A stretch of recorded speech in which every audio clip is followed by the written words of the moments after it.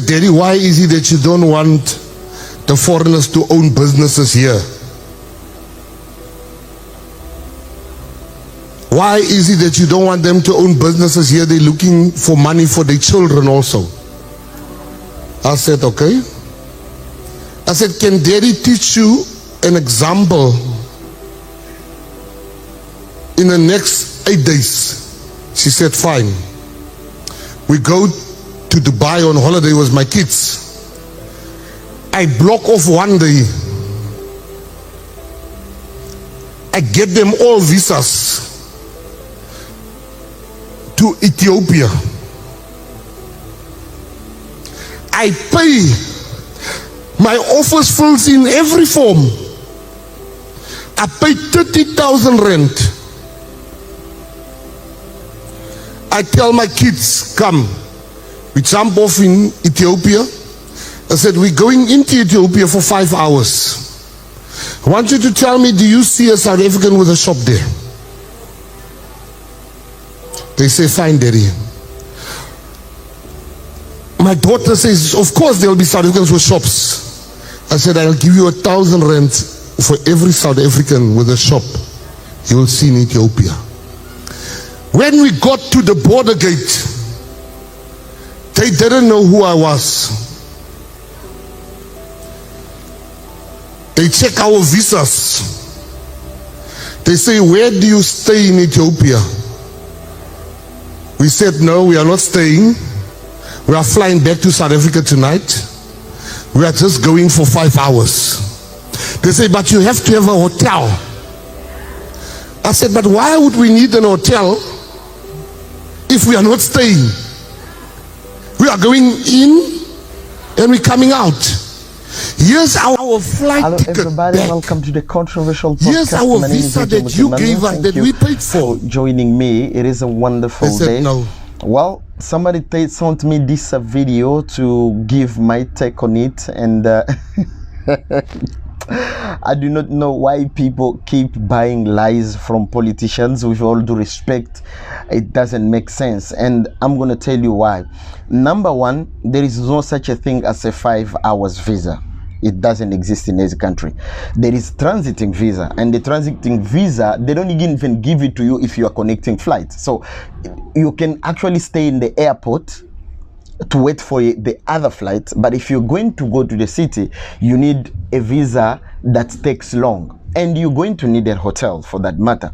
Now, if you look at the lies that the minister is saying here, he just wanted to go prove a point in 5 hours in Ethiopia for his kids to show that there are no South African shops there.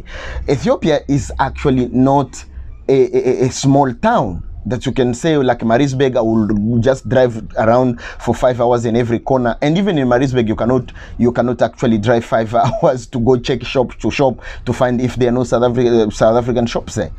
You know, it's a country. You need at least a month to do so, and I'm sure that's one of the reasons why they denied entry even when he had the visa, because it could not make sense that he's going to be in a country for 5 hours and go out.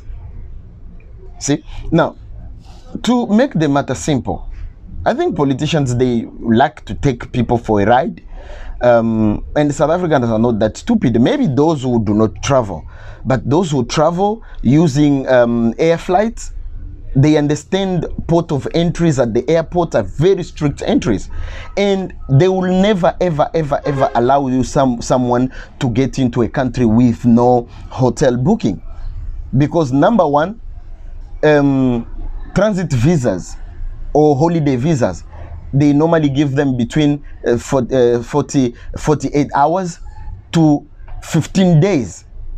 That's when you get it if you are transiting in a country.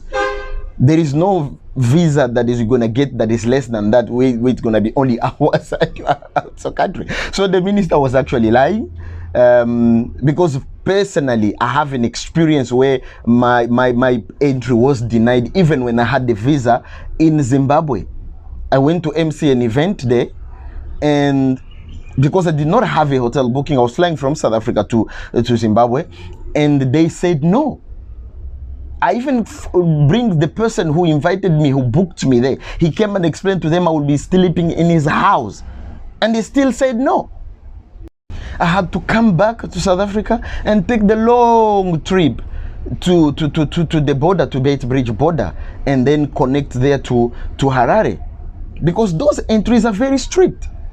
So it's really unfair to say, no, they deny me to go see South African shops for 5 hours in Ethiopia, and them they are here now destroying our country. It really doesn't make sense. And I think people should stop buying this kind of propaganda. Yes, if someone does not want people to be in the country because the country is overwhelming with many people in here, there are better reasons to do so than to say no, I was denied just because I was a South African, or or they are strict in their country and they want us to be soft. Baba, you did not have requirements, and among the requirements to visit a country is to have a hotel booking. Everybody knows that who travel. And if you don't have it, regardless that you've got a visa, your application was not correctly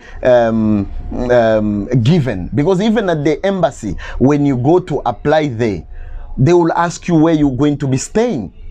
That's also make me question if you had actually a visa in the first place. Because before they issue the visa for you to go, and especially that you're going to just to be there for few hours, they were going to ask you the hotel from there. Before they even issued those visas out, in the forms, in things that you are going to submit at the airport, the hotel booking was supposed to be there. And if they could not see it at the airport, they were if they couldn't see that particular hotel booking at the embassy where the visas were booked, they were not even going to issue the visa in the first place. So now the question is, was there a visa in the first place? Or you wanted to land there and then request for a visa there?